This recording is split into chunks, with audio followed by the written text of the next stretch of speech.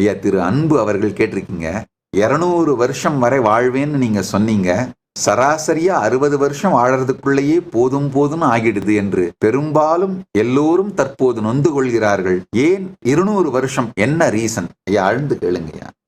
ஏன் 60 வருஷமே போதும், அதுக்குள்ளேயே போதும் போதும் ஆகிடுது அப்படின்னு பெரும்பாலானோர் பலர் நொந்து கொள்கிறார்கள்? நீங்க சொல்றது ஏன் தெரியுமா நடக்குதுங்கய்யா? வாழ்க்கையினுடைய அடிப்படை சத்தியங்கள் புரியாமல், எதையும் தேடி நாம் ஓடாமல், நம்மை நோக்கி அனைத்தையும் ஈர்க்கின்ற ஞான தெளிவு இல்லாததனால் ஓடி ஓடி ஓடி விழுந்து வாழாமல் இறந்து போகின்றார்கள்.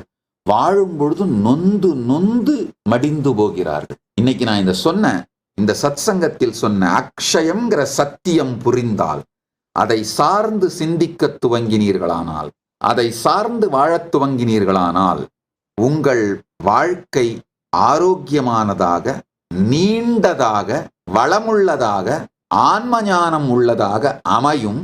மற்றவர்களுக்கும் பயனுள்ளதாக அமையும்.